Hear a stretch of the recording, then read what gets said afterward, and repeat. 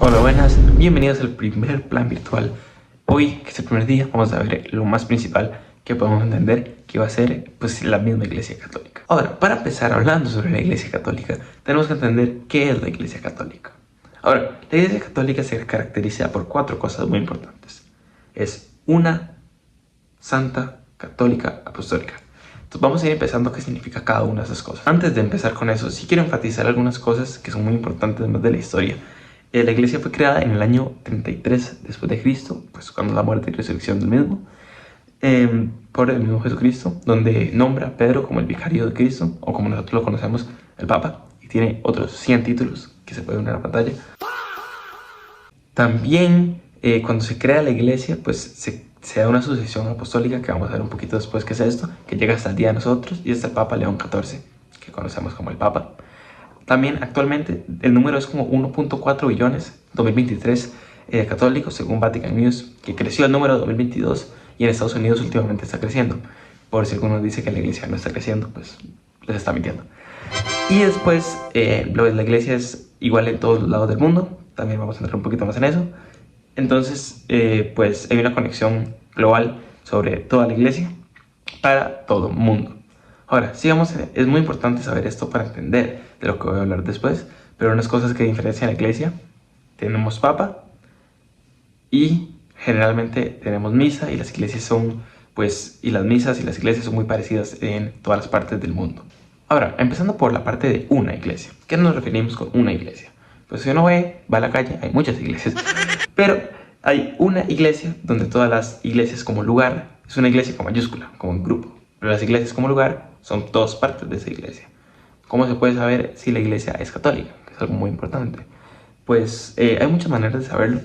Primero que todo, pues las iglesias católicas, bueno, arquitectónicamente, pues las iglesias católicas son un poco distintas, son como más elegantes. También pues van a tener un altar. Muchas otras denominaciones no van a tener un altar.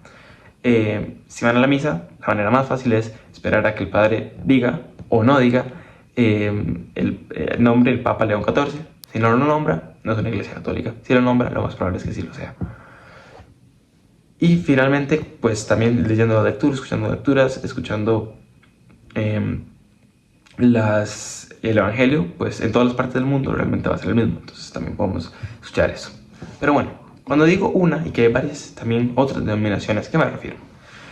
Por ahí en los años 1500, Martín Lutero decidió separarse de la iglesia y crear un montón de denominaciones que ahora se llaman protestantes. Creo que hay más de 50.000, si no me equivoco. Cada denominación pues se hace llamar la verdadera iglesia. No obstante, la iglesia católica la es. Tenemos pues la sucesión apostólica y tenemos la historia para probarlo. No obstante, al ser una, pues hay una unión bastante general que también nos deja mantener las cosas bajo un margen de orden, pues que también cuando están tan dispersadas las cosas es difícil mantener el orden.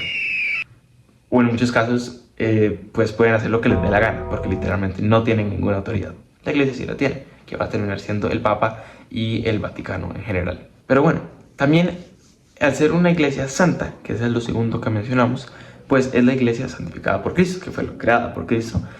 Entonces también no es algo que uno diga, ok, es algo terrenal. Pues realmente la iglesia se compone de tres partes: los que estamos en la tierra, los que están en el purgatorio y los que están en el cielo. Entonces, ¿cuál es la diferencia entre esos tres? O sea, el cielo, el purgatorio, la tierra. Pero el punto general es que no es algo 100% que nosotros digamos que eso es de la tierra, sino que es algo santo, es algo de Cristo, es algo donde participan los santos, los ángeles y el mismo Jesucristo.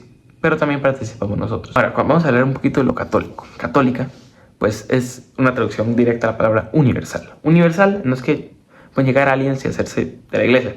Universal se refiere más que todo para los humanos, que es para todos nosotros.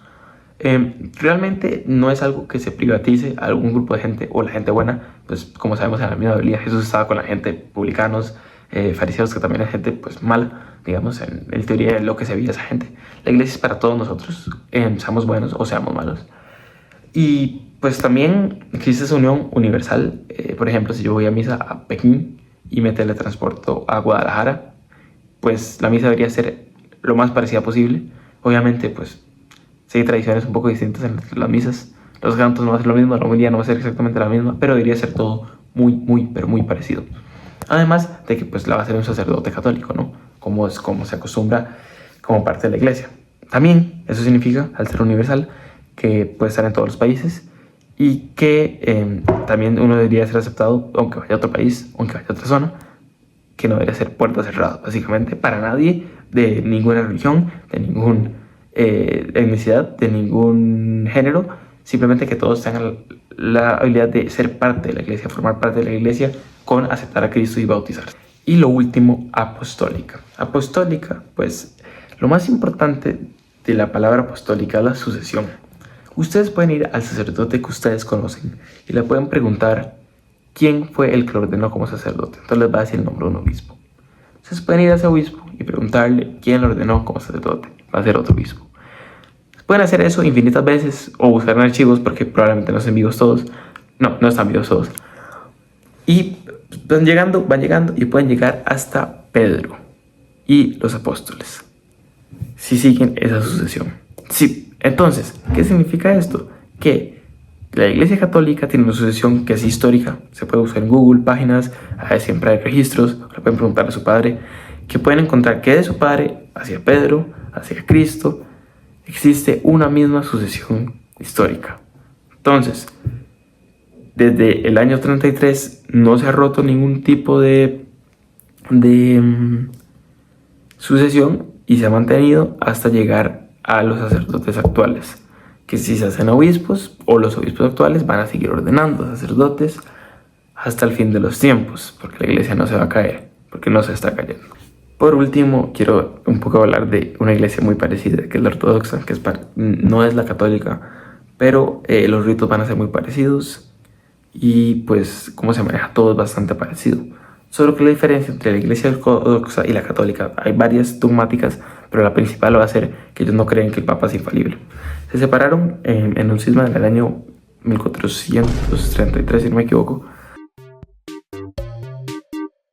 donde pues tuvieron una pelea, se separaron y se hicieron parte de la iglesia ortodoxa. Ahora, pues mientras muchos ritos son parecidos y todo se maneja parecido, algunos sacramentos la iglesia católica los considera como sacramentos oficiales también, pues realmente no es exactamente lo mismo. No obstante, es lo más parecido que hay y sí es posible confundirse entre la iglesia ortodoxa y la iglesia católica si se va a una misa. Pero de nuevo, al inicio ya dije dos maneras de poder detectar si es católica o ortodoxa.